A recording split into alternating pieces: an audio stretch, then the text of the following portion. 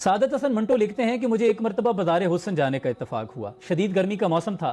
جس گھر میں گیا وہاں کی نائکا 2 ونڈو ایئر کنڈیشن چلا کر خود کو رضائی میں لپیٹے سردی سے کپ کپا رہی تھی۔ تو اس پر میں نے کہا کہ آپ ایک اے سی کو بند کیوں نہیں کر دیتی، اس طرح آپ کو بل بھی کم آئے گا۔ تو اس پر نائکا نے مسکرا کر جواب دیا کہ اسا کیڑا بل اپنی جیب وچوں دینا ہے۔ کہتے ہیں اس بات کو کافی عرصہ گزر گیا۔ مجھے کسی کام کے سلسلے میں گجرانوالہ کے اسسٹنٹ کمشنر کے آفس جانے کا اتفاق ہوا۔ شدید گرمی کے موسم میں صاحب بہادر پینٹ کوٹ اور ٹائی لگائے اپنے کمرے میں بیٹھے تھے اور 2 ونڈو ایئر کنڈیشن فل آب و تاب کے ساتھ چل رہے تھے اور جناب کو سردی بھی محسوس ہو رہی تھی۔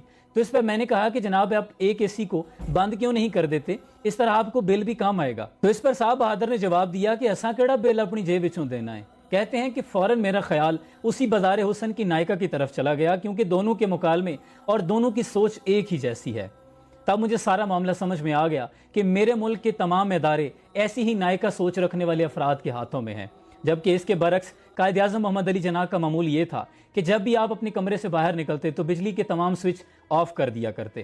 آپ اپنے گھر میں ہوں، ہمارے ساتھ ہوتے یا کسی بھی میزبان کے ساتھ، تو آپ کی یہی عادت ہوا کرتی۔ ایک روز میں نے پوچھ لیا کہ قائد آپ ایسا کیوں کرتے ہیں؟ تو قائد نے کہا کہ یہ میرا ملک ہے، مجھے اپنے ملک کا ایک بھی یونٹ ضائع نہیں کرنا چاہیے۔ آخری مرتبہ قائد سے میری ملاقات 31 اگست 1947 کو گورنر جنرل ہاؤس پر ہوئی۔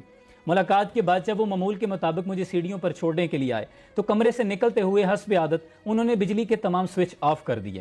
تو اس پر میں نے کہا کہ قائد آپ گورنر جنرل ہیں اور یہ ایک سرکاری قیام گاہ ہے، اس کی بتیاں جلتی رہنی چاہیے۔ قائد نے کہا کہ میں جانتا ہوں کہ یہ سرکاری قیام گاہ ہے، اس لیے میں زیادہ محتاط ہوں، کیونکہ یہ پیسے قوم کے ہیں، یہ خزانے کے پیسے ہیں، یہ میرے اور آپ کے پیسے نہیں، اور میں اس پیسے کا امین ہوں۔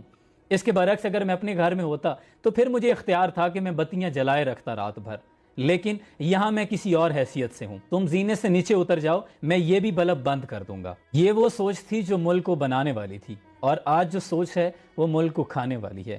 اب آپ نے فیصلہ کرنا ہے کہ آپ کس سوچ کے امین ہیں۔ اللہ آسانی حاصل اور تقسیم کرنے کا شرف عطا فرمائے، آمین۔